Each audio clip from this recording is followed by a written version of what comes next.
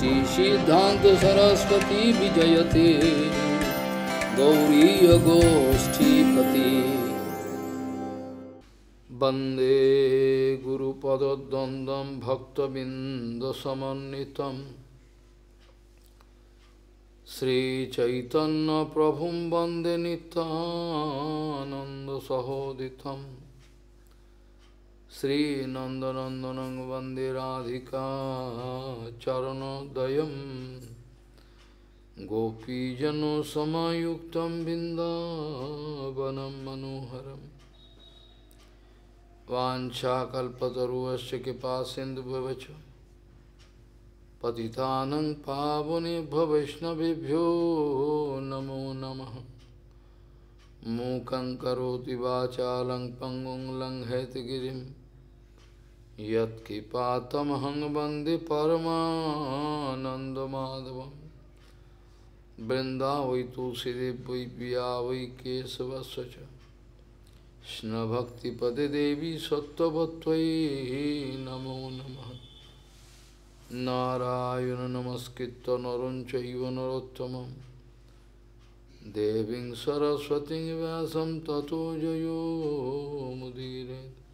संकीर्तने कृष्ण कथोपदेशे गौरीयपत्रस्य प्रकाशने च सदानुरक्त गुरुभक्तियुक्तो भक्तिप्रमोदाक्ष जगोद्वरुन् ध्येयं सदा परिभवग्नमभिष्टदोहं तीर्थास्पदं शिवविरिञ्चनुतं शरण्यं वेत्तात्युहं पुनतपाल्भवाद्दिपूतं वन्दे महापुरुषते चरुणारविन्दम्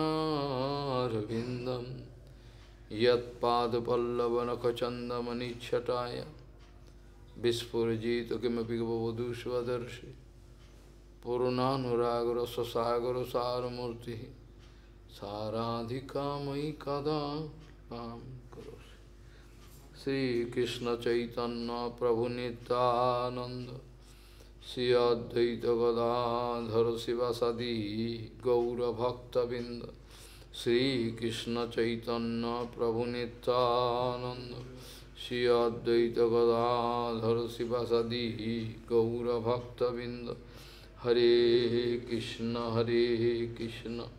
कृष्ण कृष्ण हरे हरे हरे राम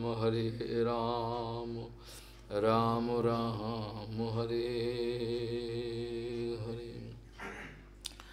आजानुलंबित भुजौ कनकाबदातो संकीर्तनैकपितरो कमलायताक्षो विशाम्बरो द्विजवरो युगधर्मपालो वन्दे जगत्प्रियकरो करुणावतारो। हरे कृष्ण कृष्ण कृष्ण हरे हरे हरे राम राम राम हरे हरे। नमामि गंगे पदतव पादपङ्कजं सुरासुरैर्वन्दितो दिव्यरूपं भुक्तिं च मुक्तिं च ददासि नित्यं भावानुरूपेण सदा नरानं। गंगातरङ्गरमणीयजटाकलापं गौरी निरन्तरविभूषी त्ववामभागं नारायणो प्रियमनङ्गमदापहारं वाराणसीपुरपति भजवीशनाथं। वागीसजुष्वदने लक्ष्मीर्यस्य च वक्षसि यस्यास्ति हृदयसंविहितं त्वं नृसिंहमहं भजे। हरे कृष्ण कृष्ण कृष्ण हरे हरे हरे राम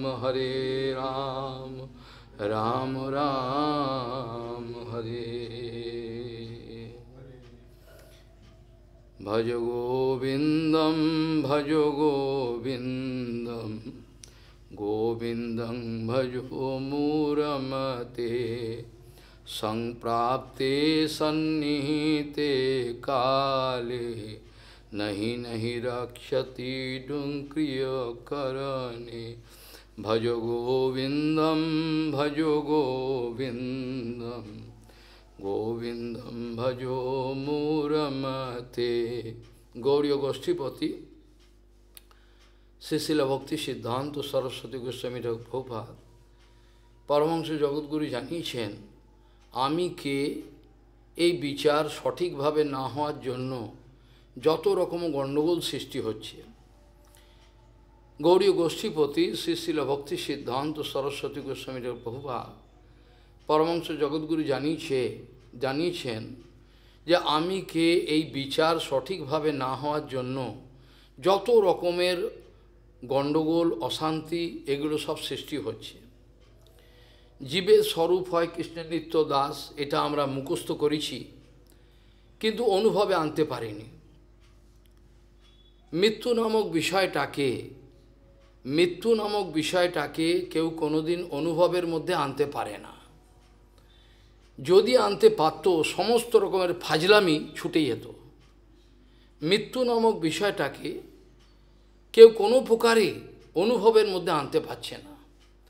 আর এই অনুভবের মধ্যে আনতে যদি পারত তাহলে যত তাদের ফাজলামি সমস্ত ছুটে যেত, কিন্তু হচ্ছে না। যদিও শ্রীমন মহাপ্রভু তারস্বরে চিৎকার করে জানিয়েছেন যে তোমাদের পরিচয় এটা নয়, তোমরা ভুল পথে যাচ্ছ। নাহম বিপ্র নচ নপ্রতি নাপি বৈশ্যন শূদ্র নাহং বর্ণী নচ ঘেপতির মনশ্চতির্বা কিন্তু পদ্য নিখিল পরমানন্দ পূর্ণ মিতাধীর গোপী ভর্তুর পদকমলয়োর দাস দাসানু দাসা নাহম বিপ্র নচ নরপতির নাপি বৈশ্যন শূদ্র। আমি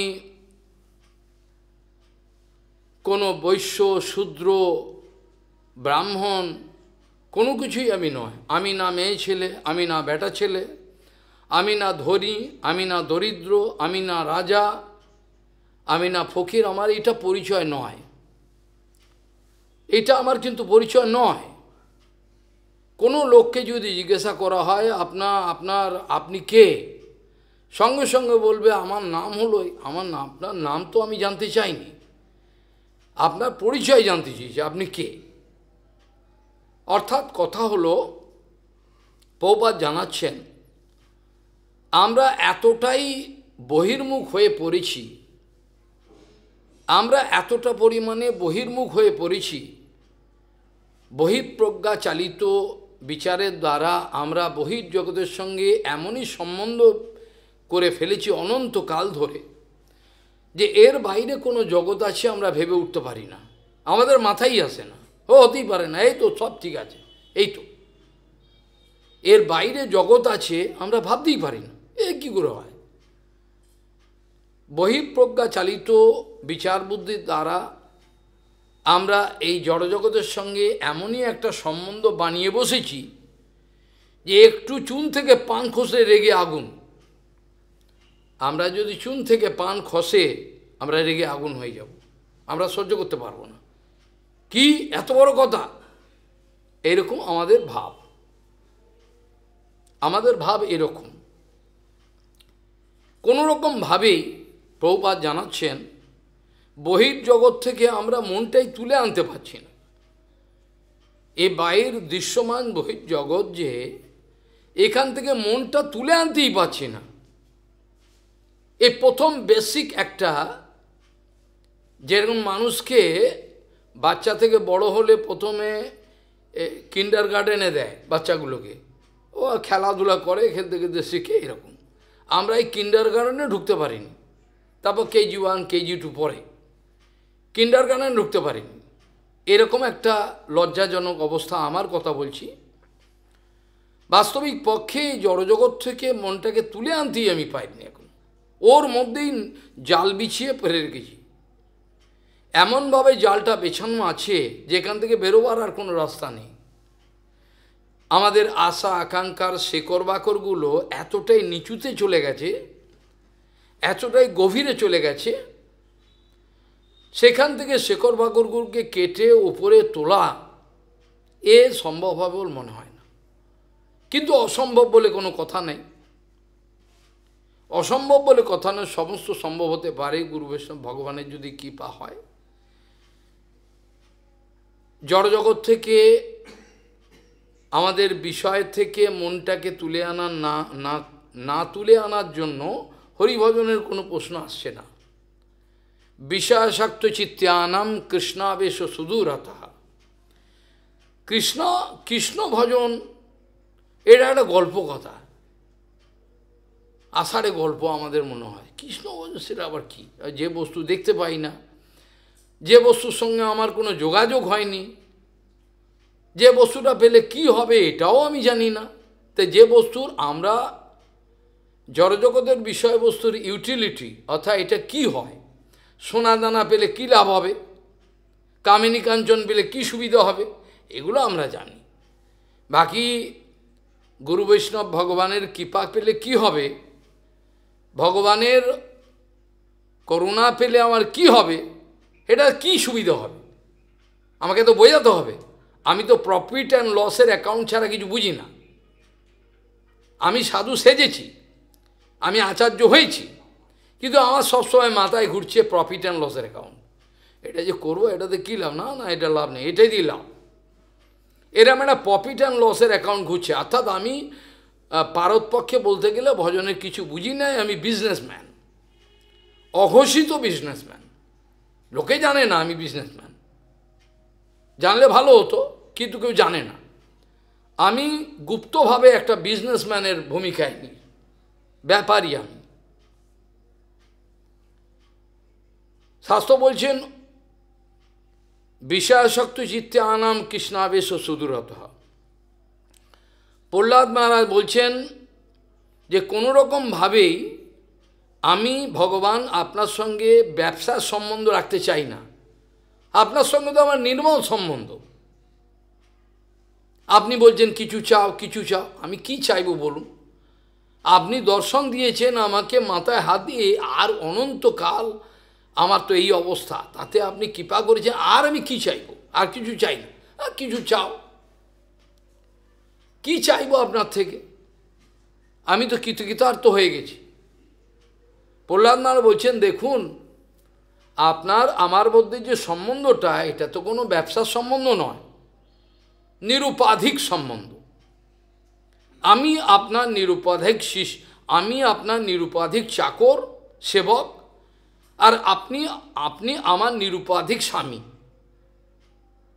আমি এর মধ্যে তো কোনো জঞ্জাল ঢুকাতে চাই না, নোংরা কিছু জঞ্জাল ঢুকিয়ে না। কিছু চাও তুমি, আমি এসছি আমার সামনে দেখো, আমি বড়দর সব, অর্থাৎ আমার ক্ষমতাতেই দেবতারা সব বর দেয়, তা আমি নিজে এসছি, তুমি কিছু চাইবে না? ঠিক আছে, চাইব।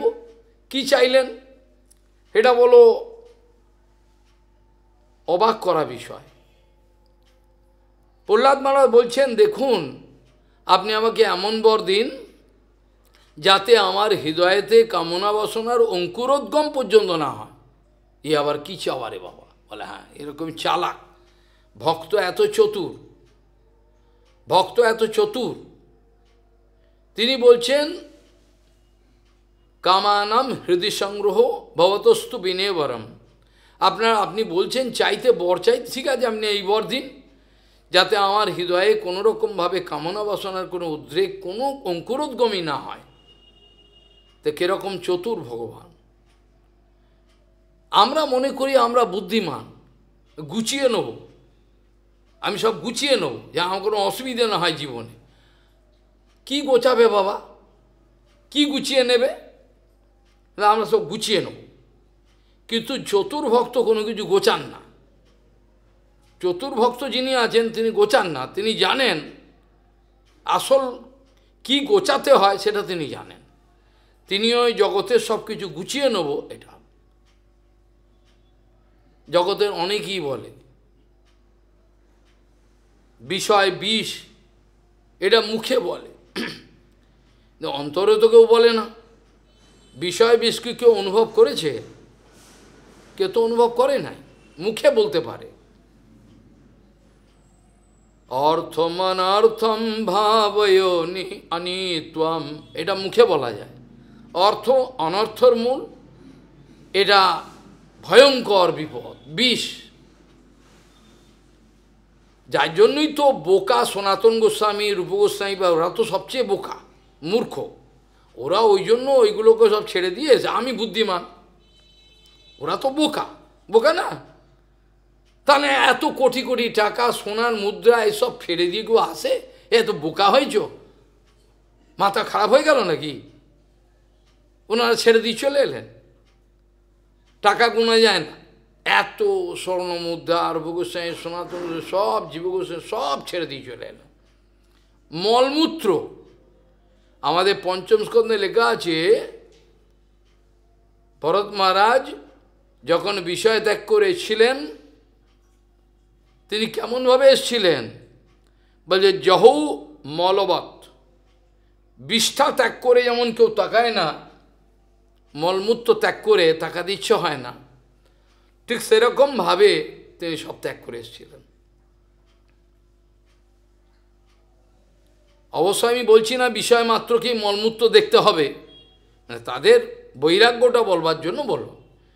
বিষয়ের যদি কোনো অংশ ভগবানের সেবায় লেগে যায় তো সার্থক, সে সম্বন্ধে কোনো কথা নেই। সনাতন গোসাই, রূপ গোসাই, জীব গোস্বামী, রঘুনাথ দাস গোসাই, তাদের অর্থের পরিমাণ করা যায় না, পরিমাপ করা যায় না। যেখানে চৈতন্য চরিতামৃতে বলছেন,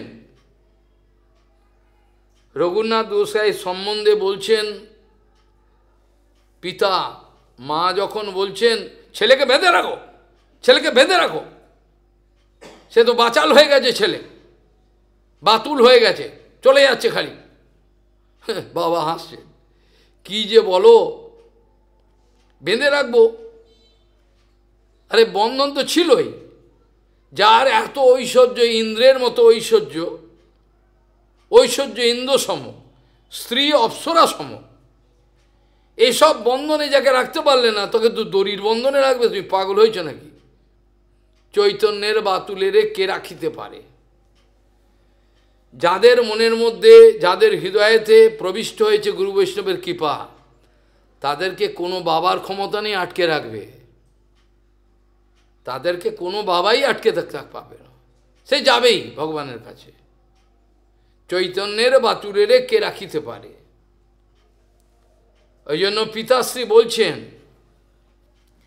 এসব বন্ধনে যারে রাখিতে নারিলে, এইসব বন্ধনে যাকে রাখা গেল না, তাকে তুমি দড়ির বন্ধনে রেখে কি করবে?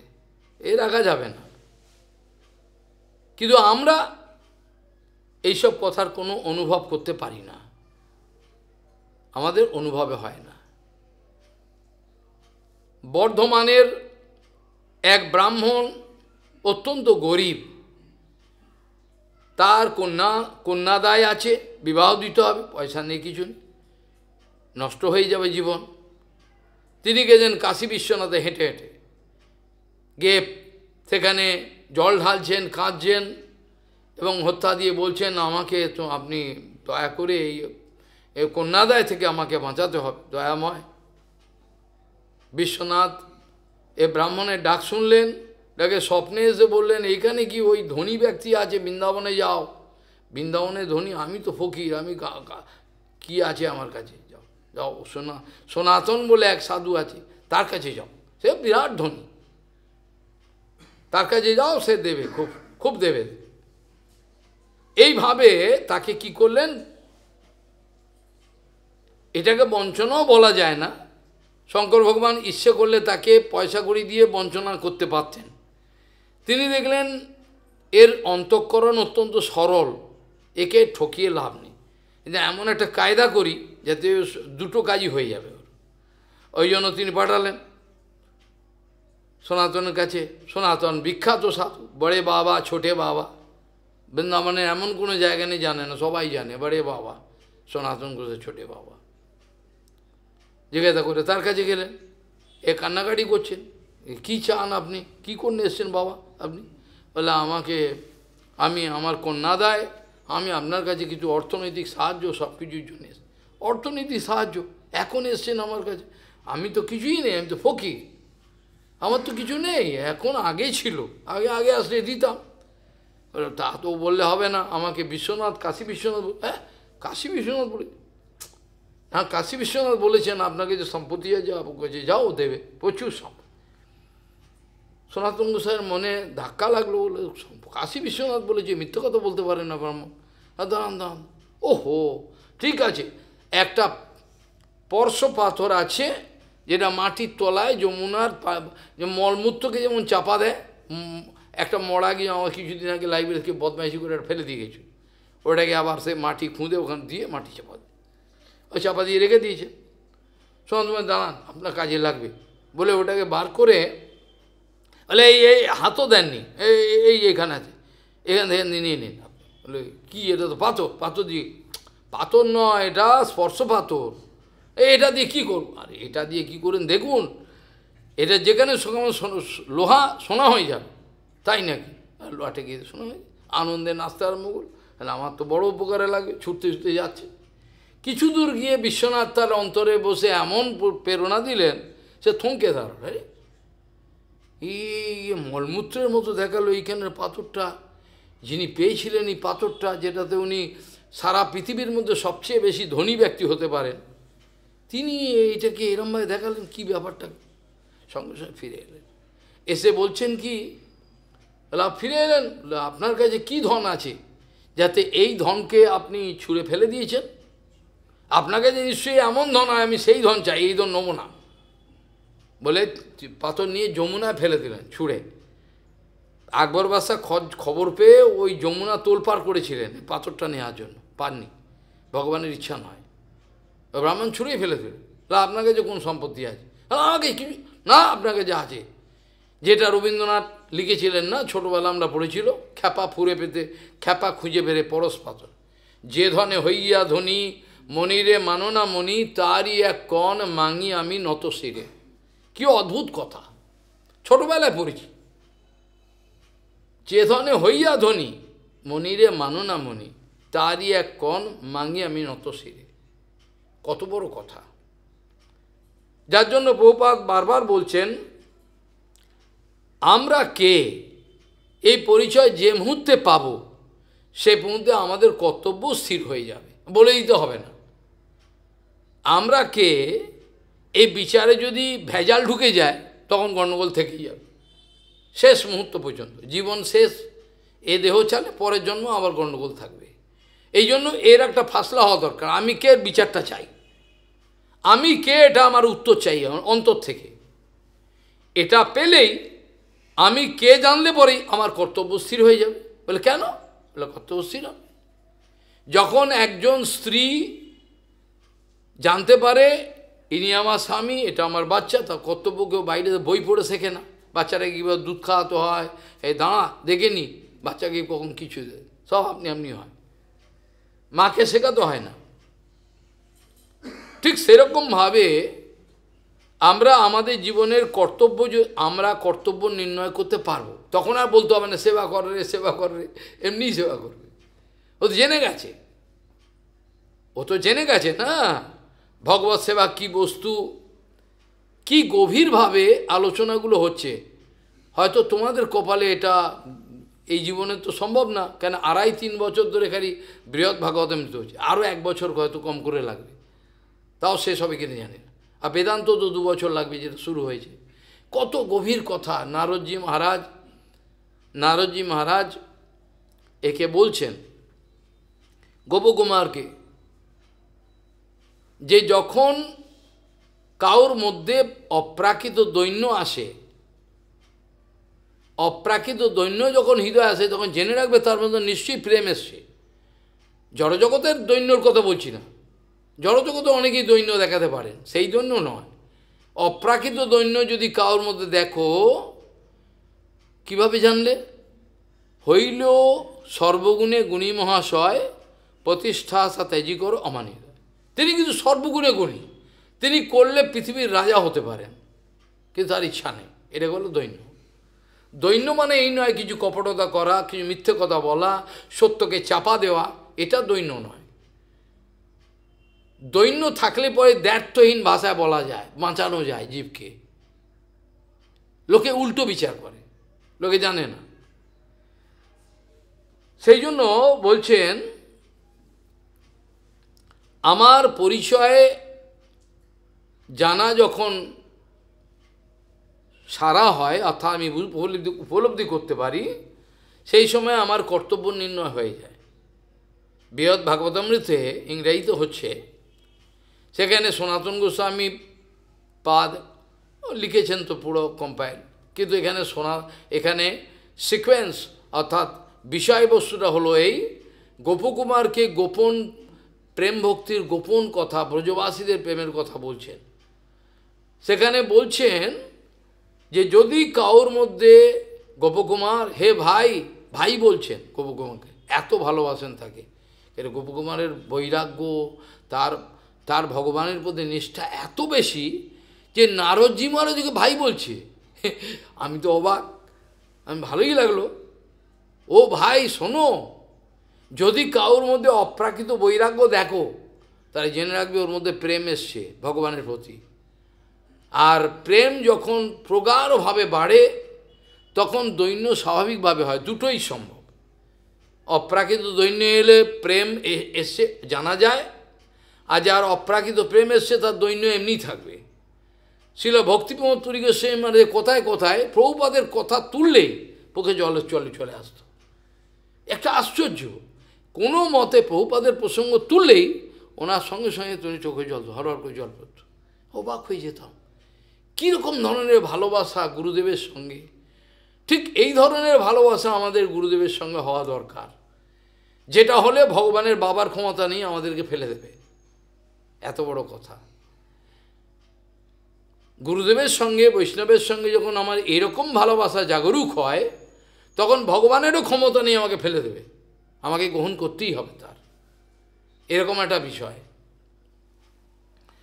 সেখানে কৃষ্ণদাস কবিরাজ গোস্বামী শ্রী চৈতন্য চরিতামৃতে বলা আছে, মহাপ্রভুর যে শিক্ষাষ্টকম, তার যে তৃতীয় শ্লোকটা তিনাদপি, এই সম্বন্ধে কৃষ্ণদাস গোস্বামীর যে বলছেন কথাটা, এটা বড় গুরুত্বপূর্ণ। কৃষ্ণদাস কবিরাজ গোস্বামী বলছেন, আমাদের জন্য বলছেন যে আমি দুটো হাত তুলে প্রতিজ্ঞা করে বলছি, কৃষ্ণদাস কবিরাজ গোস্বামী, আমি দু হাত তুলে প্রতিজ্ঞা করে বলছি, হো ভাই শুনো সব, তোমরা তিনাদবি শুনিজ এই শ্লোকটা নাম মালায় গেথে, কথাটা বোঝা গেল না, মানে নিরন্তর নাম করতে করতে তিনাদবির আশ্রয় করে যে মালাটা পাবে ওটা গলায় পরো, পড়লে আমি তোমাদেরকে শপথ নিয়ে বলছি ভগবানকে পাবে। কৃষ্ণদাস কবিরাজ গোস্বামী বলছি, চৈতন্য যারা গুরু বৈষ্ণব আনুগত্য পড়ে তারা দেখতে পায়, নাহলে পড়ে চলে যাবে, বুঝতে পারবে না কিছু। ঊর্ধ্ববাহু করে বলছেন, আমি বলছি যে এই যে তিনাদবি শ্লোক গৌরাঙ্গ মহাপ্রভু বলেছেন, কতটা দৈন্য করে বলেছেন, ভগবান হয়েও নাম মালায় এটাকে গ্রথিত করে তোমরা এই মেলাটা পড়ো, আর জেনে রেখো এই জন্মেই কিন্তু তোমরা ভগবানকে পেয়ে যাবে, আমি তোমাদেরকে প্রতিজ্ঞা করে বলছি। কিন্তু এটা বড় কঠিন। যখন আমার জীবনে সর্বত্র সব জিনিস আমি নাম দেখতে পাচ্ছি, নাম যে কত বড়, ভগবানের থেকেও বড় নাম, ভগবানের নাম, এটা অনুভব যেদিন আসবে সেদিন আর কাউকে কিছু বলতে হবে না, এটা ফাইনাল বোঝা। যখন নামই সর্বকিছু,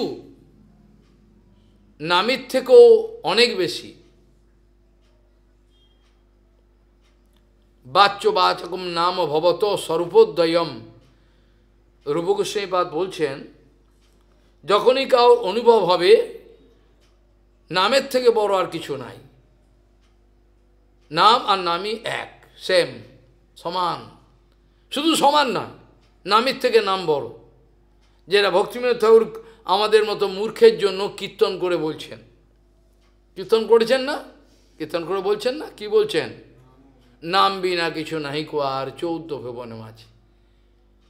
নাম বিনা কিছু নই কো, আর কোথায় দেখছো নাম বিনা কিছু নাহি কো আর 14 ভুবন মাঝে? 14 ভুবনে নাম ছাড়া কিছু নেই, নামই সব। নাম থেকে সৃষ্টি, নাম থেকে সব কিছু হয়েছে। যত কিছু জগতের দেবতাদের বাহাদুরি, জগতে যা কিছু দেখছো সব নাম, আর কিছু নেই। কিন্তু এটা অনুভব হওয়া প্রয়োজন। কিন্তু সেই নাম ভজনে প্রতিষ্ঠিত কজন হতে পারে? কজন মাত্র হতে পারবে? নাম ভজনে প্রতিষ্ঠিত হয়ে চোখ বুজে খালি ডুবে যাবে সেই অবস্থায়। জগতের লোক, পিতা মাতা ভাই বন্ধু কেউই আমাকে হরিভজন করতে দেবে না, কেউই আমাকে হরিভজন করতে দেবে না, সবাই আমার শত্রু, কেউ আমাকে হরিভজন করতে দেবে না। আমি এটা শপথ নিয়ে বলছি, আমার দেবে না হরিভজন করতে। হরিভজন করলি তাদের। আমি কথা আমার মাতাশ্রীকে বলেছিলাম যে আমার বন্ধু আমেরিকাতে চলে গেল, সেখানে গিয়ে রিসার্চ আরম্ভ করলো, সেখানে রয়েছে, তার মা বাবা কাঁদছে না, সে একমাত্র পুত্র, ছেলে ধেই ধেই করে নাচছে আমেরিকাতে গিয়ে, তখন নাচছে না। আর ছেলে যদি সেই সাধু হয়ে কাছে থাকে তখনই তার দুঃখ। এবার কি কান্না, ভালো তো। এই কথা বলে চুপ করাতে হয়েছিল। হ্যাঁ, ওরা এক বুড়ো বুড়ি একা, একটা মাত্র ছেলে। হিন্দুস্তান পেট্রোলিয়ামের মার্কেট হচ্ছে প্ল্যান্ট ম্যানেজার খেদুরপুরে, এত ধনী ব্যক্তি, তার সব ফেলে ছেলে চলে গেল, বোস ইনস্টিটিউটে রিসার্চ করতো, চান্স পেয়ে গেল, আমেরিকা চলে গেল। তো আর তো ফিরে এলো না, তখন তো আর কাঁদলো না। আমার ছেলে আমেরিকা থাকে, আমার ছেলে সন্ন্যাস হয়েছে, এটা শুনলেই কান্না পায়। বাহ, খুব ভালো তো। সেদিনকে লিখছিলাম বেড়াল বোতো, বেড়াল বোতো, একটা বেড়াল ব্রত নিয়েছে, মানে ঘোষণা করছে কপট ব্রত, বলছে আমি আর কাউকে মারবো না, কিছু খাবো না, আমি নিরামিষ খেয়ে থাকবো, অর্থাৎ শাক পাতা এসব খেয়ে থাকবো। বেড়াল ঘোষণা করেছে, যেটা হয় না, কিন্তু বেড়ালের কথা সবাই বিশ্বাস করছে, বলছে আমার ব্রত নিয়েছে। বেড়ালের এই ব্রত দেখে ইঁদুরগুলো ভাবলো তো ব্রত নিয়ে যা, তো কিছু করবে না, আর কি আছে, হ্যাঁ কাছে পেঁচে যাই, ঘোরাঘুরি করি, খাওয়া দাওয়া করি, চিনির বস্তা আলের বস্তা ঘোরাঘুরি করি। ও বাবা, ও গিয়ে থাবা মেরে মেরে কপ কপ করে খাচ্ছি। আরে বেড়াল ব্রত, প্রবাদ লিখেছে, আমরা এখন বেড়াল ব্রত হয়েছি, লাল কাপড় সাদা কাপড় নিয়ে আমরা সন্ধ্যা দণ্ডা নিয়ে আচার্য হয়ে আমরা বেড়াল ব্রত। হ্যাঁ, লোকগুলো আমাদেরকে আসছে, বলছে ভালো, এ তো সাধু, এ তো থাবা মেরে খেয়ে ও জীবন শেষ করে দিল, ও জীবন শেষ, ও জীবন শেষ করে দিল, কিচ্ছু করার নেই। এই হচ্ছে প্রপাত বলছে বেড়াল ব্রত। এরা এই বেশ গ্রহণ করে জগৎকে ঠকাতে সুবিধা হবে, এমনিতেও বিশ্বাস করবে না, সুবিধা হবে, বেড়াল ব্রত গ্রহণ করেছে সব। প্রপাতের এই বিচার। কথাটা হলো এই যে বিষয় অনেকেই বলতে পারে বিষ, কিন্তু হৃদয় থেকে সনাতন গোস্বামী পাদ, রূপ গোস্বামী পাদ, জীব গোস্বামী পাদ, রঘুনাথ, এদের মতো অনুভব করাটা কঠিন। আর ভজন রাজ্যটা সম্পূর্ণ অনুভবের উপর প্রতিষ্ঠিত, এখানে কোনো চালাকি চলবে না। ভজন রাজ্যের সম্পূর্ণ জিনিসটা অনুভব, যে কে কত বড় মঠের আচার্য হলো এটা বড় কথা নয়, ছাগলগুলো ওইখানে ওইটি চিন্তা করে, ওটা নয়। যার যত অনুভব বেশি সে তত বড়। ভক্তিবিনোদ ঠাকুর বলছে এটা নির্ভর করে না বাইরের বেশ আদি, এর উপর নির্ভর করে না, নির্ভর করে কার কত ভজন করতে করতে অনুভব হয়েছে। আমরা কোনো ভাষণ শুনতে চাই না, আমাদের ভাষণ শোনার সময় নেই, আমরা শুনতে চাই কোনো একটা সাধুর অনুভবের কথা, তিনি নিজের জীবনে অনুভব করেছেন, হাড়ে হাড়ে অনুভব করে কথাগুলো বলবেন, সেই কথা আমরা শুনতে চাই। বাকি আমরা কোনো গল্প কথা শুনতে চাই না, কোনো লাভ হবে না। ঠিক সেমন প্রভুপাদের এই বক্তব্যটা অনুভব করা দরকার। তিনি বলছেন যে মুহূর্তে আমরা আমাদের সম্বন্ধটা অর্থাৎ কী অবস্থায় আছি, যেমন সেদিনকে বলছিলাম না দুটো জেলে গেছে, যে সেটা বলছিলাম, প্রশান্ত মহাসাগরে মরে যাবেই যাবে কোনো, কিন্তু সেই যখন বাঁচলো, একজন তো মরে গেল, সেই জমিতে পা দিয়ে পাগলের মতো হাসছে আনন্দে, পাগল হয়ে গেছে, বাঁচবার আনন্দ, বেঁচে থাকার আনন্দ। ইঁদুর, বেড়াল, মশা, মাছি সবাই বেঁচে থাকতে চায়, কেউ মরতে চায় না। কেউ মরতে চায়? বিষ্ঠা মলমূত্রে যে মাছিগুলো বসে, প্রপাত বলছেন, যে মাছিগুলো দেখবে মলমূত্রে বসে, সে মাছিগুলো মধু দিলেও নেবে না। আর যে মাছিগুলো মধু খায়, সে কখনোই মলমূত্রে যাবে কি? কখনোই যাবে না। প্রপাত একটা গল্প বলছেন যে রাজহংস সে থাকে হচ্ছে মানস সরোবরে, তার সঙ্গে পাতিহাঁসগুলো এগুলো ঘোরে, ওদের সঙ্গে বন্ধুত্ব হয়েছে। বলে, বন্ধু চলো ওইখানে থাকবো। কোথায় নিয়ে যাবে? বলে, মানস সরোবর। মানস সরোবর সেটা কোথায়? নির্মল জল, কি আছে? বলে, অনেক কিছু আছে। গুগলি পাওয়া যায়? না, গুগলি কি করবে? ওখানে অনেক বল, হ্যাঁ গুগলি পাওয়া যায় না, ওই জায়গায় আমি যাবোই না। যেখানে গুগলি না আমি জায়গায় কী করবো? বেকার জায়গা। যেমন শুয়ারটা, ওই যে ব্রহ্মা এসে বলছে, প্রপাত লিখেছেন, ব্রহ্মা এসে ইন্দ্রের এখন সাপের যে সময়টা ওটা চলে গেছে, ইন্দ্র এসছে স্বর্গে নিয়ে যেতে, ইন্দ্র চলো, তাকাচ্ছে, কী রে বাবা, শুয়ার, অভিশাপে শুয়ার এসে, ইন্দ্র ব্রহ্মা দেখছে তো যাবে না, কিছুতেই যাবে না, এতগুলো বাচ্চা কাচ্চা বউ ছেলে মেয়ে নিয়ে সব রয়েছে। ব্রহ্মা কী করলেন? এক এক করে বাচ্চাগুলোকে মারলেন, ছোট ছোট বাচ্চাগুলো আছাড় মেরে, বাচ্চা করে মারছেন, আর বড় বড় চোখ হয়ে যাচ্ছে, গোঁতাতে আসছে। আর ব্রহ্মাকে কি গোঁতাতে পারে? ব্রহ্মাকে রেগে গেমে গোঁতাতে আসছে, ও সব বাচ্চাকে মেরে ফেললো, মারাবার চোখে অন্ধকার দিয়ে। তারপর স্ত্রীকে ধরলো, ওই শুয়ারিকে ধরে ওকে আচার মেরে বেরবো, তখন দেখে তখন চোখে অন্ধকার দেখছে, কিছু আর দেখতে পাচ্ছে না, সব অন্ধকার, আর কিছু দেখতে পাচ্ছে না। তখন ব্রহ্মা এবার বোঝাচ্ছে, তোমার নাম ইন্দ্র, তোমার স্বর্গে যেতে হবে, চলো স্বর্গে। স্বর্গ সেটা আবার কোথায়? যাবে না। শেষে এবার বলছে, স্বর্গে কি গুমত পাওয়া যায়? মলমূত্র আছে? ওখানে মলমূত্র কি? ওখানে তো অমৃত, যাবো না, ধর বেকার। যেখানে মলমূত্র পাওয়া যায় না ওখানে কেউ যায়? এটা হচ্ছে ওদের বিচার। আমাদের বিচার এই, আমাদের এইটাই বিচার। মা বাবা দেখবে যেই বড় বড় পোস্ট করবে, চাকরি খুশি, যেই ওরা ত্যাগী হতে চাইবে, ওরা সন্দেহ আছে, কেন সাধুর কাছে যাচ্ছে, মিষ্টি কিছু হয়ে যাবে, যেতে দেবে না। আর যদি বৈরাগ্য থেকে হাত পা ধরে টানাটানি আরম্ভ করে, আরে আমাদের মতো তুইও মর, আমরা গলায় ধরি যে তুইও মর না, আরে একই তো কথা। নরক গুলজার প্রপাত গল্প লিখেছেন, একজন বলছেন, ওকে বোঝাচ্ছেন একজন সাধু, বলে শোনো এইখানে কি করবে তুমি, ভজন করো, সাধুর কাছে চলো। সাধুর কথা কজন শোনে? এই তো কজন আছে দেখুন তো। নেতা বললে কত লোক আসে, সাধু বললে কোনো লোক আসবে? তাহলে সাধুর কথা জানলে লোকজন, তার মানে নিশ্চয়ই বেকার। মেজরিটি মাস্ট বি গ্র্যান্টেড, এটা আমাদের বিচার। আর seniority must be given priority, আমাদের এটা ফর্মুলা। যে বয়স, ওকে সম্মান দিতেই হবে, ও যদি নরকেও যায় সম্মান দিতে হবে। আর ছোটো যদি হয়, নাক টুকলে দুধ বেড়ে কী জানে। প্রহ্লাদ মহারাজকে এই ধারণা নিয়ে হিরণ্যকশিপু গালাগাল দিত, মানে শাসন করতে চেয়েছে, নাক টুকলে দুধ বেড়ে বেটা, 5 বছরের ছেলে বড় বড় কথা বলছে, ধর। এটা আমাদের বয়সের উপর সব কিছু। বয়সটা তো শরীরে, আত্মার তো কোনো বয়স নাই, আছে কি? অনন্তকাল ধরে আত্মা আছে। আমাদের এইটি বিচার যে সিনিয়র। আমি গোমাতার বইতে দেখবে খুলে মানে লিখে দিয়েছি যে সরকার এতটা মূর্খ বোকা আমাদের ধারণার বাইরে। যারা হ্যান্ডিক্যাপ তাদেরকে ফ্রি রেলে যাতায়াত করবে।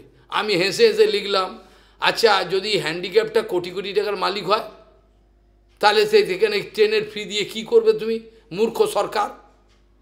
কেউ উত্তর দিতে পারেনি এখনো পর্যন্ত। আজ পর্যন্ত কোনো প্রতিবাদের সম্মুখে তো বলতে পারিনি। সত্যি তো তাই। একটা আঙুল নেই, তাকে হ্যান্ডেক পকড়ে, ও ফ্রি ট্রেনে, আরে অ্যাঙ্গেল নিতে কী হয়েছে?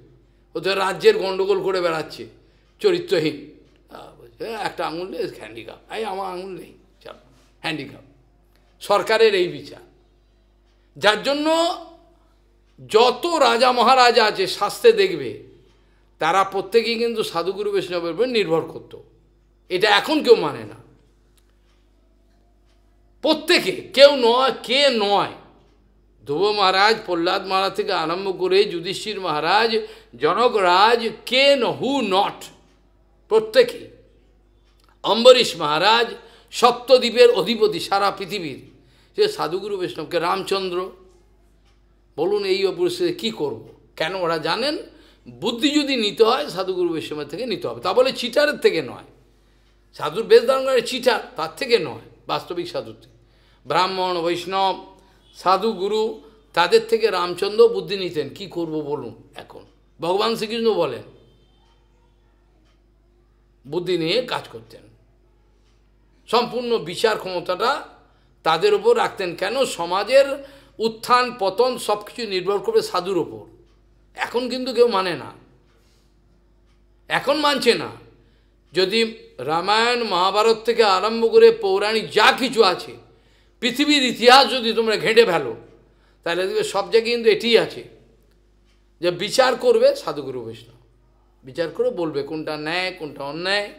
এমনকি অম্বরীশ মহারাজের বিরুদ্ধে দুর্বাসা মুনি চলে গেল অকারণে। সে বলছেন আমি তো নিরম্ব উপবাস, তো তা এখন তো আমি যদি পারণ না করি তো গণ্ডগোল হয়ে যাবে, তাহলে একাদশী বৈগুণ্য হবে, কি করব? ব্রাহ্মণ বৈষ্ণবকে বলুন দেখি আমার এখন কি বিধান। উনি তো এখন এলেন না।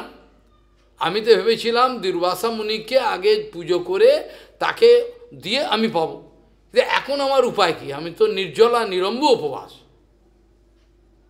তখন ঋষিমুনিরা বললেন, দেখুন রাজন, আপনি তো নিরম্ব উপবাস, তাহলে একটা কাজ করুন, তাহলে আপনার কোনো দোষ লাগবে না। কি? কুশাগ্র, কুশ দেখেছ? কুশে গঙ্গা জলে ডুবিয়ে একটু জল ছিটে মেরুন, পেন, তাতে আপনার পারণটা হয়ে গেল, আর আপনার দোষও হবে না। তারপর ওরা এলে পাবেন। কি অন্যায়টা করেছে? অন্যায় করেছে কি? এটা তো ঠিকই করেছে, তো খায়নি কিছু।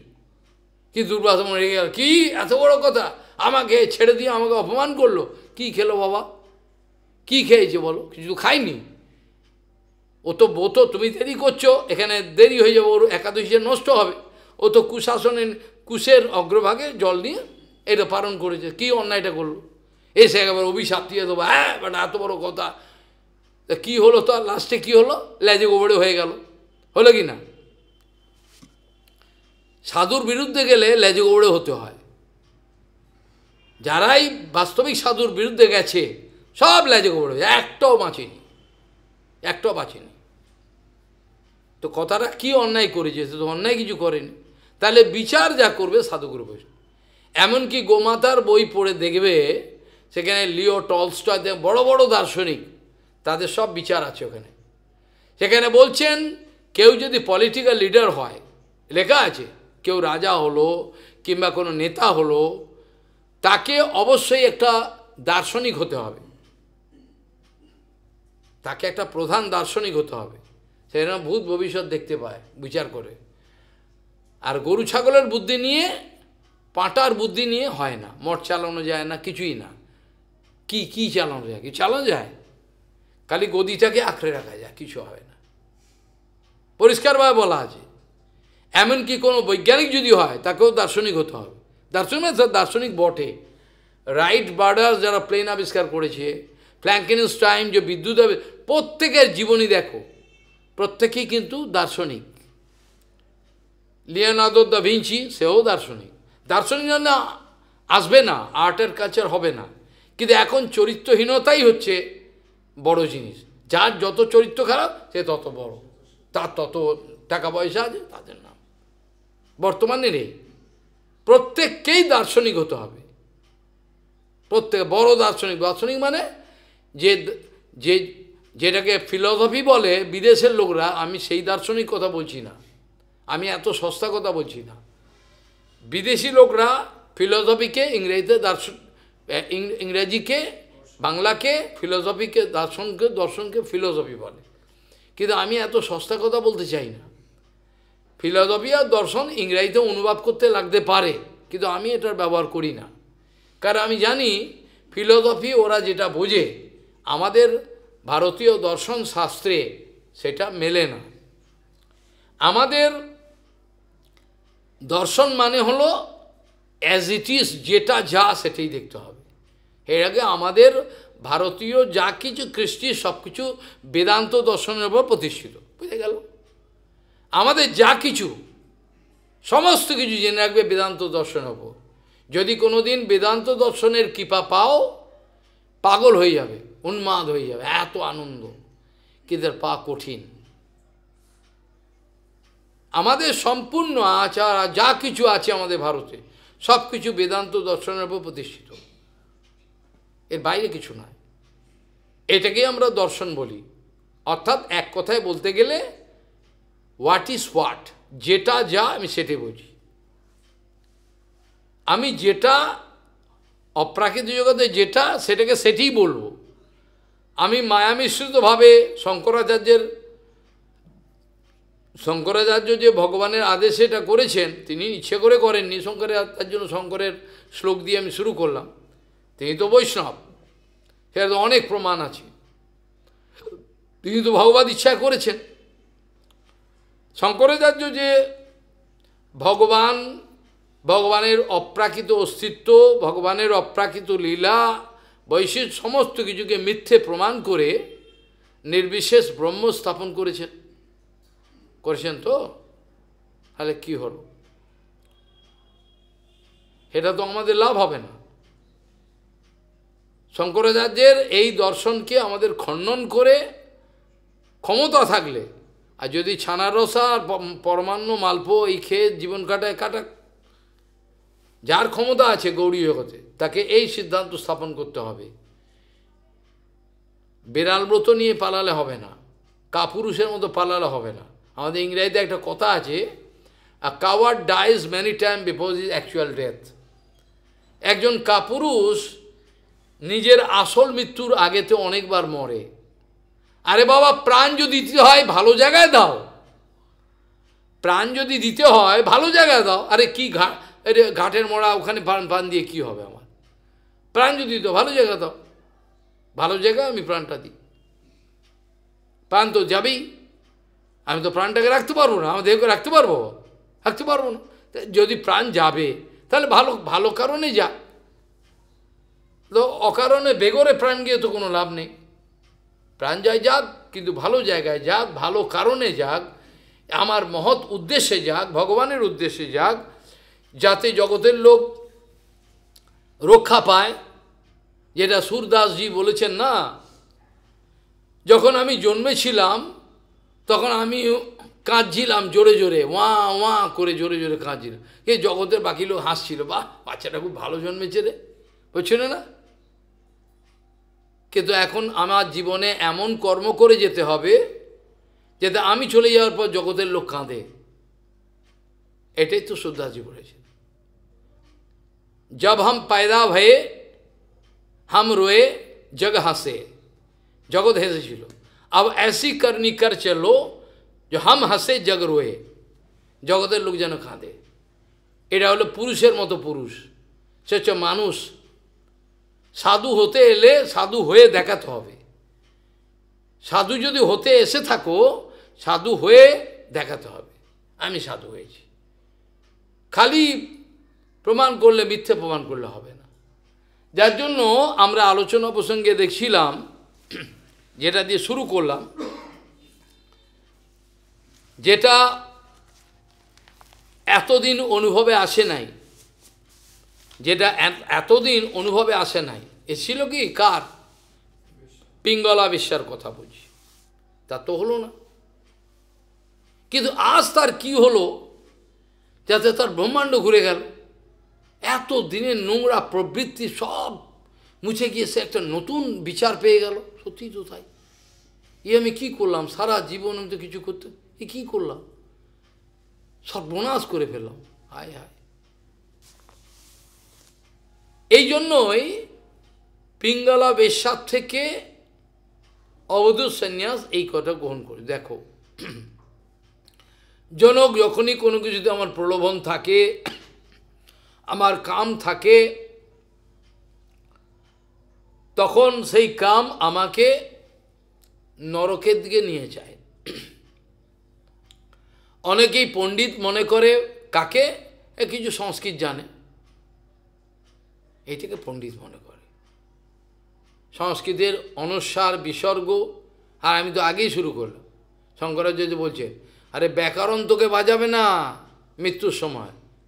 প্রভুপাদ একটা সুন্দর কথা বলেছেন যে একটা পণ্ডিত, সংস্কৃতের পণ্ডিত, সে পোঁচা ফোঁচা লাগিয়ে যাচ্ছে একটা জায়গায় যাবে,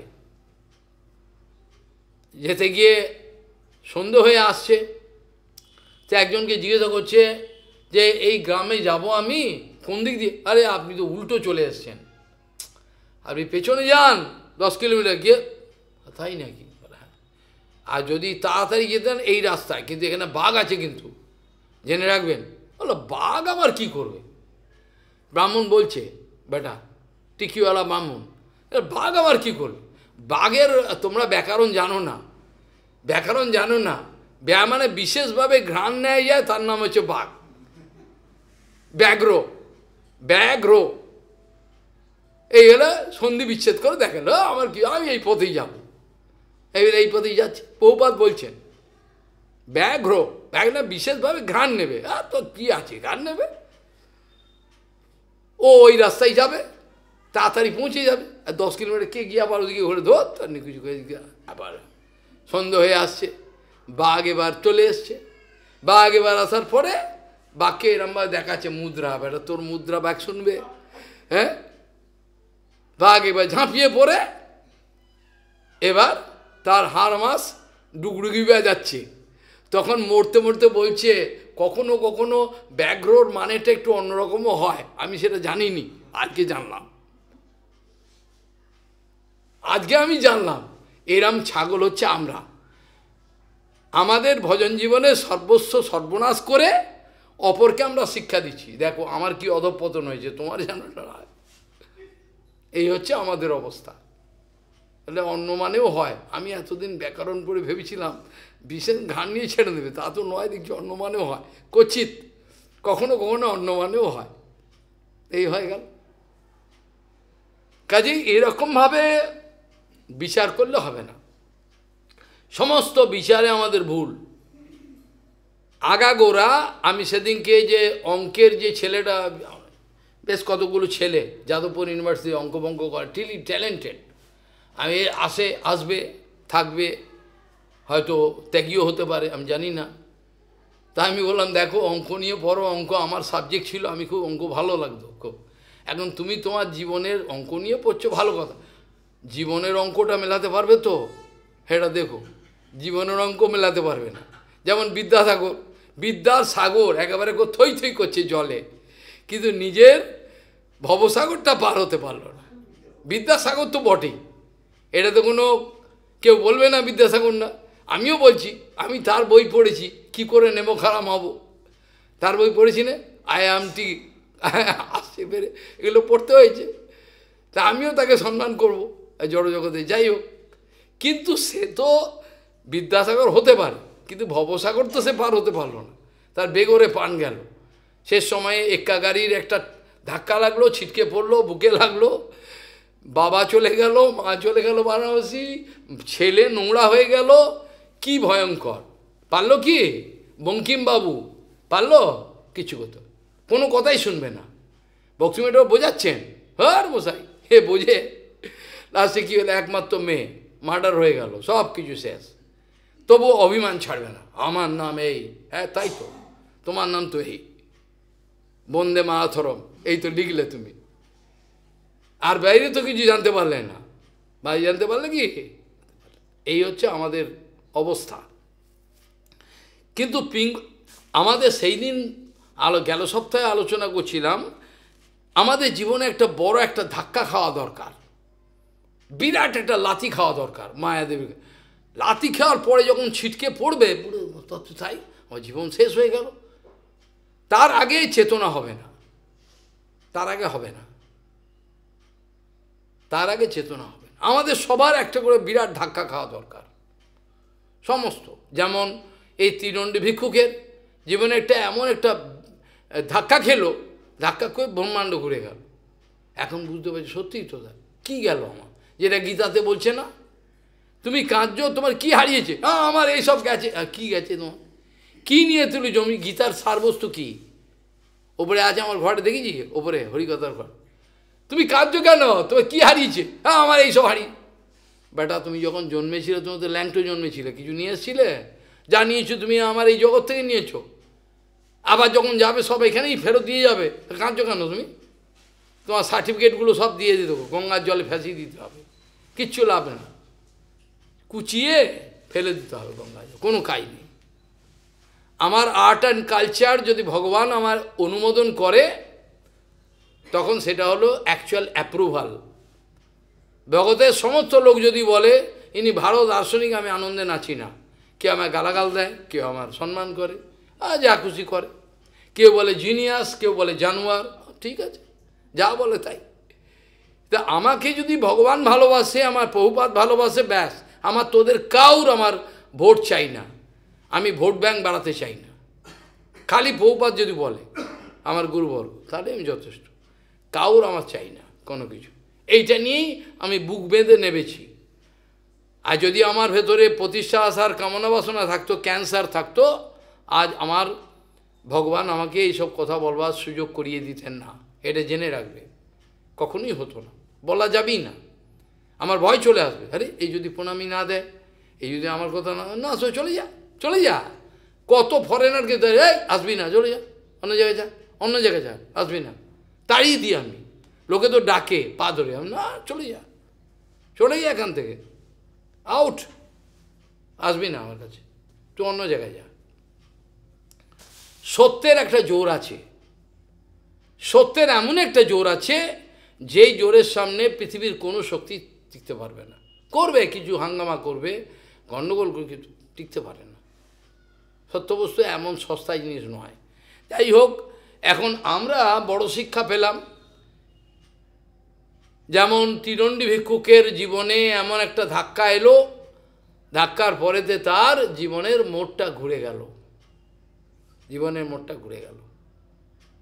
এরকমই আমাদের জীবনের ধাক্কা খাওয়া দরকার, নালে কেউ মানবে না, ভালো কথায় শুনবে না, ধাক্কা খাবে, ছিটকে পড়বে, তারপর ওই জীবনটার মানে কি আমরা বুঝবার চেষ্টা করবে। পিঙ্গলা বিশ্বাস দেখো, আজকে যদি ত্রিদণ্ডী ভিক্ষুক নিজেই বলছেন, আজকে যদি এত বড় ধাক্কাটা আমি না পেতাম, তাহলে আমার অনুভব হতোই না। এই তো চিরকাল 60 বছর হয়ে গেল, এখন ওই চাকা কামাচ্ছি, যাচ্ছি, হতো লালাবাবুর পরিবর্তন হতো কি? হরিকথা শুনেছি, কলকাতায় লালাবাবু, কলকাতায় বিরাট ধনী ব্যক্তি, যার অন্নপ্রাশনে সোনার রাংতার মধ্যে নিমন্ত্রণপত্র ছাপিয়েছে। বুঝো, কয়েক হাজার লোক আসবে, প্রত্যেকে সোনার রাংতায়, রাংতা বুঝো, রাংতা ফয়েল, সোনার ফয়েলে নেমন্তন্ন, আপনাদের নেমন্তন্ন আমার নাতির হচ্ছে অন্নপ্রাশন। তার ধনের কোনো শেষ নাই লালাবাবুর। তার তার তার কী করলেন ঠাকুরদাদা, এইসব করছেন। কিছু শেষ জীবনে কী হলো, ওরা তো চলে গেলেন, আর তিনিও চলে যাবেন, তারও 60 বছরের উপর হয়ে গেছে। রবিবারেও তার ছুটি নেই, রবিবারে হিসাব মেলাচ্ছে, কোথায় কি কাকে পাবে, কত টাকা পাবো, কোথায় হিসাব করে। হঠাৎ চাকরানি যে ঘরে কাজ করে, মেয়ে আর মা কাজ করে, তো ওই বাসন টাসন ধোয়ে, গাছপালা ছেঁটে ঠিক করে দেয়, নানা রকম কাজ করে। হঠাৎ সেই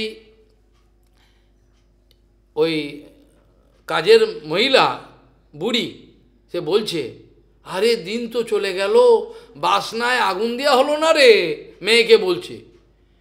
এটা কানে এলো কার কার কার কানে হলো? লালাবাবু। লালাবাবু লিখছে, হিসাব করছে। তখনকার দিনে আমাদের কেরম ছিল, কলম ডোবাও আবার লেখো, কলম ডোবাও আবার লেখো, তারপর হলো ফাউন্টেন পেন, তারপর এখন ডট। আগে ডুবিয়ে লিখতে হতো, এরকম ডোবাবে, আবার ডোবাবে, আবার লিখবে, দোয়াতকালি। হট করে থেমে গেল, খালি একটা কথা শুনলো। দেখো অন্তরে যে বসে রয়েছে না চৈত্যগুরু, সেদিন ধাক্কা দিয়ে দিল। ওর কথাটা কি বলেছে তো তোমরা মানে বুঝলে না। বুড়ি বলছে কলা গাছের যে শুকিয়ে গেল ওইগুলোকে বাসনা বলা হয়, ওতে আগুন দেওয়া হয়নি, ওটা দিয়ে খাড় তৈরি করা যায়, কাপড় কাচা যায়, ছাই দিয়ে হয়, আমাকে দেখিয়েছে। সেটা ভক্তিবল্লভ তীর্থ গোস্বামী মহারাজের শিষ্য আসামের ফুলেশ্বর। এটা কী করছো? বলে ভালো খাড় হয় মহারাজ। আচ্ছা তাই নাকি? বলে কাপড় খুঁজে না এত পরিষ্কার হয়, তাই নাকি? এটার নাম হলো বাসনা। আর উনি শুনছে আরে দিন তো গেল, জীবন তো চলে এলো, এখনো বাসনা আগুন দেওয়া না, এখন কামনা বাসনা, দেখো কিরম মানেটা। তাহলে ভগবান ওকে ওই মানেটা ঢুকিয়ে দিল মাথা, সঙ্গে সঙ্গে কলম। তো এত বয়স হয়ে গেল আমার জীবনে, এখন তো চিন্তা করছি না জগৎ ছেড়ে যেতেই তো হবে। হ্যাঁ জগতে তো কী করছি আমি, এই ছাইপাশ বসে বসে লিখছি, কে কত পাবে দূর তার নিকুচি করেছে। ওই একদিনে হয়ে গেল, সেই রাতেই চলে গেল, সেই রাত তো হয়ে গেল, সব কোটি কোটি টাকা সম্পত্তি লাত মেরে চলে গেল। ঠিক এইরকমভাবে বৈরাগ্য উৎপাদন করেছিল কে? আমাদের যে আমার বিদুরজি মহারাজ করেছিল। কাকে?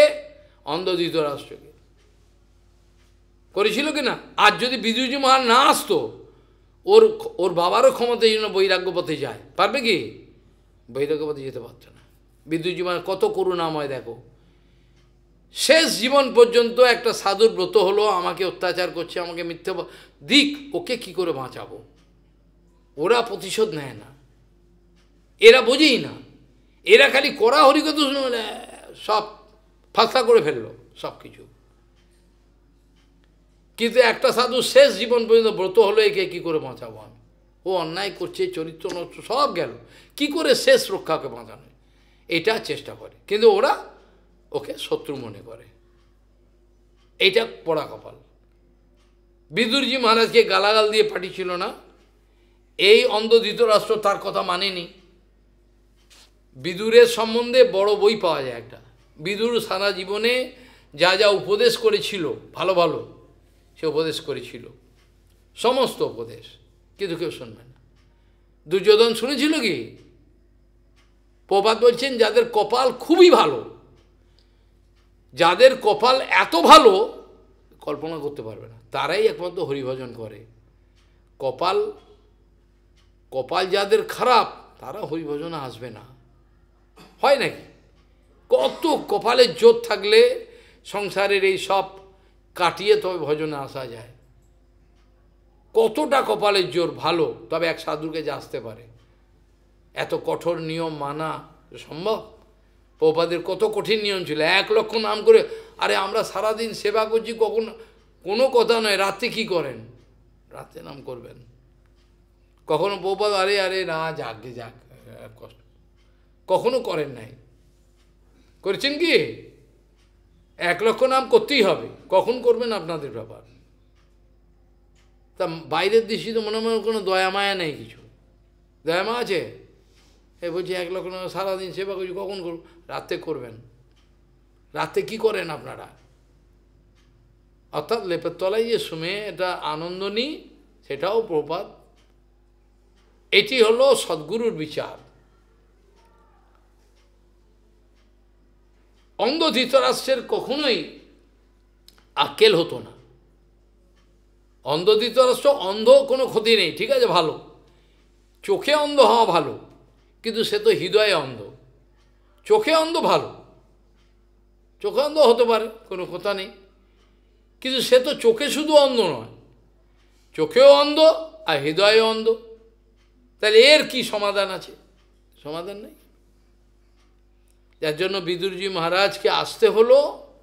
এসে তাকে যখন তীব্র ভাষায় এসব কথা বলতে আরম্ভ করলেন, যে রাজন আপনার লজ্জা নেই, আপনার লজ্জা নেই, যাদের সর্বনাশ করেছিলেন ভীম দত্ত অন্যম আদত্তে গৃহপালবৎ, কুকুরের মতো তাদের অন্ন খাচ্ছেন, তাদেরকে পুড়িয়ে মারার জন্য যদুগৃহে করেছিলেন, তাদের পত্নীকে বিবস্ত করা, তাদের জঙ্গলে পাঠিয়েছিলেন মিথ্য কথা বলে।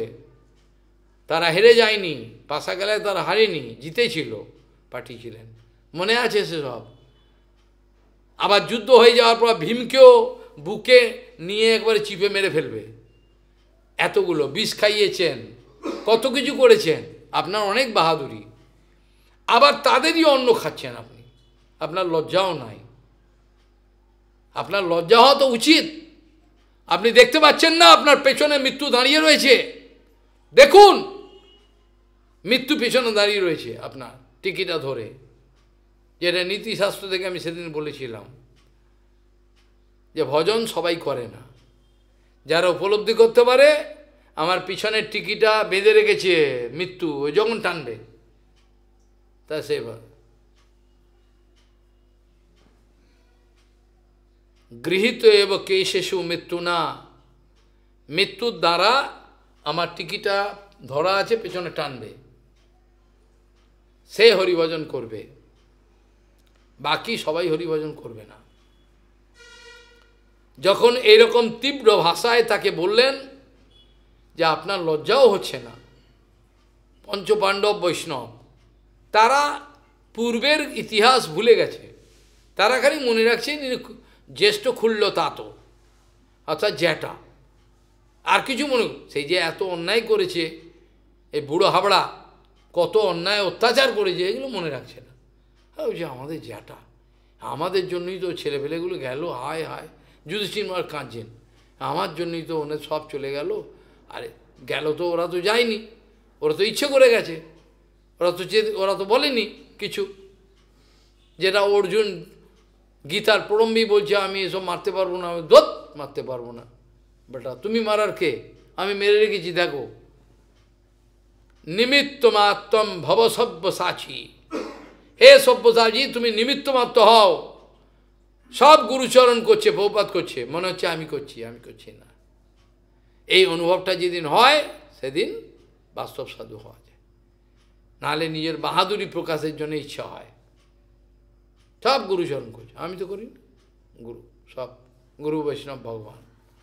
এইরকমভাবে যখন তীব্র ভাষায় বলা হলো, তখন কি হলো, তখন তার মাথাটা ঘুরল।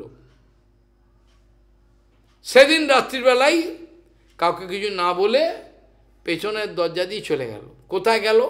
গান্ধারী, গান্ধারী অন্ধ নয়, গান্ধারী ইচ্ছে করে কাপড় বেঁধেছে, স্বামী যদি দেখতে না পায় আমিও দেখবো না জগৎকে। গান্ধারী অ্যাকচুয়ালি অন্ধ নয়, গান্ধারী কাপড় বেঁধে রেখেছে যে সারা জীবন। তাহলে কীরকম স্বামী স্ত্রীর সম্বন্ধ চিন্তা কর, এখন গেলে লাথি মেরে পালাবে, ধর তার তুই তোর জায়গায় যা, আমি আমার জায়গায় যাই, আমি স্যাটারডে গেলে যে তুই সানডে ক্লাবে যা, আমি ধেই করে নাচি একে নিয়ে, ও তুইও নাচ।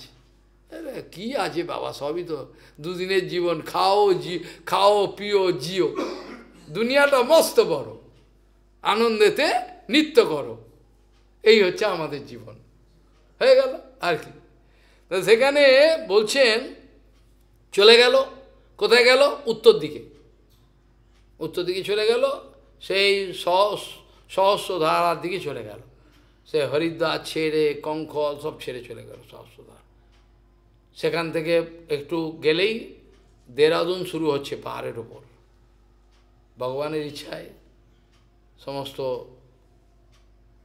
সেখানে চলে গেল। সেখানে একটা পর্ণ কুটির কোনো মতে আশ্রয় করে, এবার ওর দ্বারা তো সেবা হবে না, কম করো বৈরাগ্যটাই হোক, যদ্ব্রহ্ম নিষ্কলম অনন্তম অশেষ ভূতাম, এইটি হোক। তারপরে তার দেহটা এরমভাবে উঠল, আত্মা উঠতে উঠতে মাতার এখান দিয়ে, যেমন সতীদেবীর হয়েছিল, ব্রহ্মানন্দীর আগুন জ্বলে গেল, আগুন জ্বলে গিয়ে কুটিয়া সমেত ও জ্বলে গেল। গান্ধারীও ও আগুনে শেষ করলো নিজেকে, হয়ে গেল, শান্ত হয়ে গেল শরীর। তো যাই হোক, এখন বৈরাগ্য উৎপাদনের পেছনে কিন্তু বিদুরজি, আজকে বিদুরজি না হলে তার এই বৈরাগ্যটা আসতো না, সে ওখানেই থাকতো, ওখানেই থাকতো। এখন এখানে আমাদের পিঙ্গলা বলছেন যে আমার কপাল অতটা নিশ্চয়ই খারাপ নয়, মৈবম সুমন্দ ভাগ্যয়া ক্লেশা निर्वेद हेतवः जेनानुबंध्यम निर्हित पुरुषः सम्मम इच्छति। আমি একটু আগে বলছি জীবনে একটা ধাক্কা না খেলে বৈরাগ্য আসবে না, বেশ লাথি বিভিন্ন সব খারাপ হয়ে যাবে। তারপরে তাই তো সাধু বলেছিল, আমার কথাটা কানে ঢোকেনি, তার আগে ঢোকে না। বলছে আমার কপাল এত খারাপ নয়, তা কপাল যদি খারাপ হতো তাহলে আজকে আমার এই নির্বেদ এলো কী করে? এইটি তো দরকার না, জীবনে এমন একটা অবস্থা দরকার যেখানে সব মিথ্যে, জগতের কিচ্ছু নেই, একমাত্র ভগবান সত্য, তার সেবা নিত্য, তার নাম, এটা অনুভব হয়। এটা কে অনুবাদ করবে? খালি সংস্কৃত মুখস্থ করলেই তো পারবে না, একজন সাধু পারে, সই করতে পারে না। বংশীদাস বাবা ভগবানকে পেয়ে গেল, পেয়ে গেল তো ভগবান দাস বাবা, সই ভগবানকে পেয়ে গেল। কত বড় বড় বিদ্বান বাণিজ্য জলে ভেসে গেল, কিচ্ছু করতে পারলো না। ভগবানকে পেতে গেলে বাহাদুরি লাগে না, কতগুলো জিনিস লাগে, সেটা করলেই হয়ে যায়। কে করবে না? অভিমানটা ছাড়বে না তো, সব ছাড়বে, অভিমান ছাড়বে না। যাই হোক, এখন বলছেন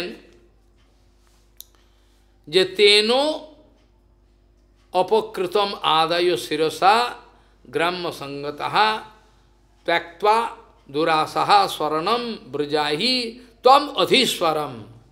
আমি সেই অধীশ্বর, পরাৎপর অখিলেশ্বর ভগবান, যিনি আমার ভেতরেই রয়েছেন পরমাত্মা রূপে, তার উপকার, কি উপকার? বিষয় ছেড়ে গেল, গেল না? এটা উপকার না? বিষয় ছাড়িয়া কবে শুদ্ধ হবে মন, হ্যাঁ, তবে উপকার নয়? আর কবে নিতাই চাঁদের করুণা হইবে, বিষয় বাসনা মোর কবে তুচ্ছ, কৃপা নয়? এটি বলছেন তো। আজ ভগবানের এই যে কৃপা আমার উপর হয়েছে, এটা মাথায় করে আমি নিয়ে তাই সান্ন আমি জীবন কাটাবো। অপূর্ব অপূর্ব, আহা! আমি নির্বেদকে বিষ্ণুর উপকার জেনে মস্তকে বহন করব, আর বিষয় সম্পর্কিত দুরাশা, আমার যে বিষয়ের যে একটা দুর্গন্ধ, একটা বিষয় হৃদয়ে, এগুলো সবাই ছেড়ে দেবো, এগুলো আর রাখবো না, এগুলো রাখবো না। আমার জীবনকে শেষ করে দিয়েছে বিষয়। আর কি কষ্ট, কি কষ্ট বিষয়, আয় হায় হায়, বিষয়ের জ্বালা। কিন্তু বিষয় ছাড়া আবার চলে না, কি করবে? সেই জন্য বলছেন তেন উপকৃতম আদায় শিরসা গাম্য সঙ্গতঃ ত্যক্ত্বা দুরাসাহ শরণম ব্রজামি তম অধীশ্বরম। আমার যে দুর্গন্ধ দূষিত গ্রাম্য সঙ্গ করেছি, জড়জগৎ নরকের সঙ্গ এতকাল করতাম, এগুলো আমি ছেড়ে দেবো, এগুলো রাখবো না। আমি আমার জীবনে দুরাশা রাখবো না। আমি আমার জীবনে আর দুরাশা আমি রাখবো না, কোনো দুরাশা যেন না থাকে, কোনো দুরাশা যেন আমার মধ্যে না থাকে, কামনা বাসনা যেন আমার কোনো মতে না থাকে। এইরকম ত্যাগ করে, দুরাশা ত্যাগ করে আমি শরণে যাব। কার? আমি শরণে যাব। শরণে যাওয়া চারটিখানি কথা না, লোকে মনে করে আমি শরণে গেছি, মুখে বলা যায়। বাস্তবিকভাবে গুরু বৈষ্ণবের শরণে যাওয়ার একটা লক্ষণ আছে, অত সোজা নয়। কে যারা যায় তারা যায়, যেতে পারে। শরণে যাওয়া মানে ঠিক যেমন অপার সমুদ্রের মধ্যে একটা ভেলা পেয়েছি, আমার জীবনটাকে বাঁচায়, এইরকম অনুভব চাই। আশ্রয় লইয়া ভজে তারে কৃষ্ণ নাহি ত্যাজে, আর সব মরে আবার। এটা হওয়াটা তো একটা চারটিখানি কথা না, বলাটা তো যায়। আশ্রয় লইয়া ভজে, তাকে কিন্তু ত্যাগ করবেই না। নরোত্তম ঠাকুর যে আশ্রয় নিয়েছে গুরু, বাস্তবিক আমার প্রাণ যায়, যা আমার গুরু বৈষ্ণব সব আমার, যেমন কেশব বলছে, আমার কত মা বাবা চলে যাবে। আপনি কি আমায় পরীক্ষা করছেন? মা অসুস্থ, বাড়ি যান। আমি জানি আপনি আমার মা, আপনি আমার বাবা, আপনি আমার সব কিছু। আমি কোন মায়ের কাছে যাব? কে আমার মা? কেশব মহারাজ বলছেন, বিনোদ দা প্রভাত টেলিগ্রামে এসে বলছেন আপনার মা অসুস্থ, তোমার মা অসুস্থ, শীঘ্রই গ্রামে যাও। তিনি গ্রামে যাননি। সন্ধ্যাবেলা যখন দেখছেন বিনোদ প্রভু আরতি দেখছে, প্রভু বলছি আমি যে বললাম ও বাড়ি যেতে আপনাকে যে বললাম আপনার মা অসুস্থ। কোন মা? আপনি কি আমার পরীক্ষা করছেন? আমার মা বাবা সব আপনি, আমার আর কেউ নেই। এটাকে বলে আশ্রয় নেওয়া, কিন্তু আমরা সেটা নিতে পারবো না। সত্যি কথায় অনেক কষ্ট হয় শুনতে, সহ্য করা যায় না। এটা ভগবান বলেছেন না গীতাতে, কি বলেছেন?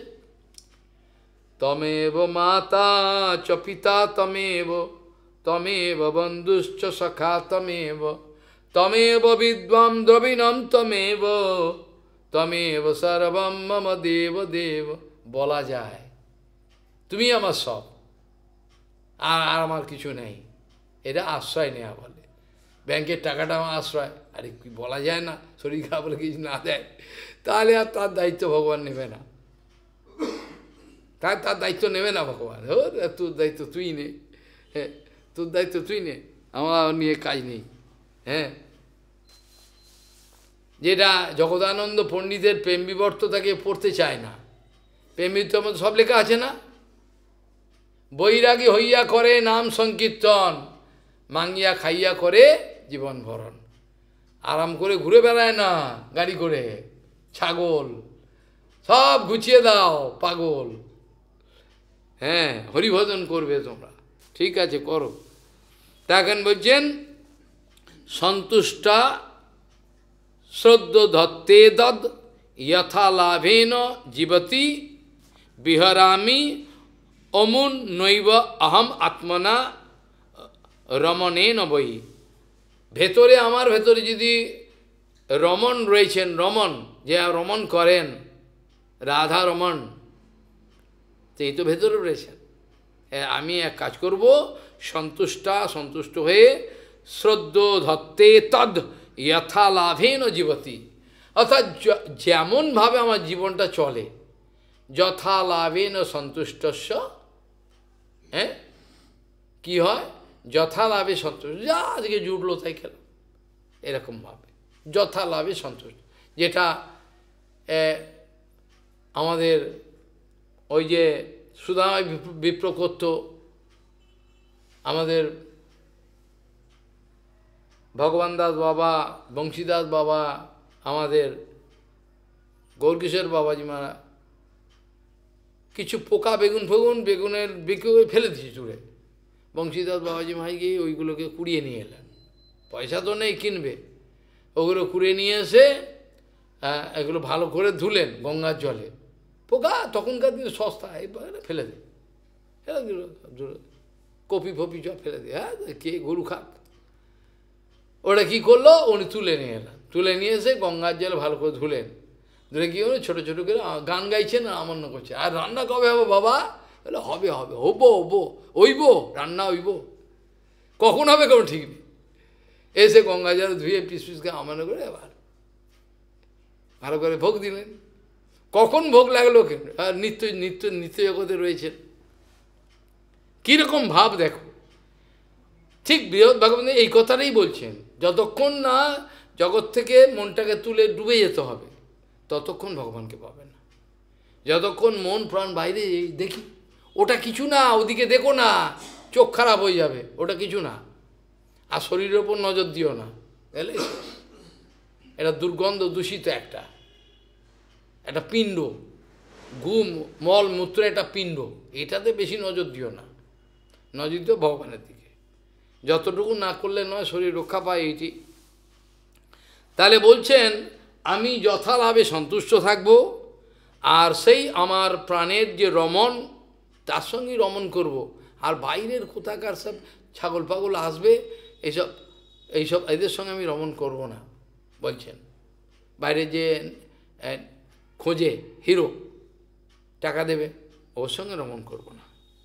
এই জন্য বলছেন সন্তুষ্টা শ্রদ্ধে তদ যথা লাভেন জীবতি বিহারামি অমুন্নৈব, অমুন মানে তার দ্বারা, হ্যাঁ অমন্যৈব অহম আত্মনা রমণেন বই, বই মানে নিশ্চিতমেব, নিশ্চিত পরিমাণে জান, আজ থেকে আর কোনো আমি এসব বাইরের কোনো রমণ আমি খুঁজব না, আমি রাধারমণই আমার সব ঠিক, এইভাবে আমি আমার জীবন কাটাবো, এইটা আমার ব্রত। এই পর্যন্ত আজকে বিশ্রাম থাকলে ভালো হয় না, তোমাদের কষ্ট হবে, যাবে, যাই হোক আজ এই পর্যন্ত থাক। মা কুরু ধন জন যৌবন গর্বম হিরতি নিমেষাৎ কালো সর্বম ময়ময়মিদম অখিলম হিত্বা ব্রহ্মপদম প্রবিশবিদিত্বা।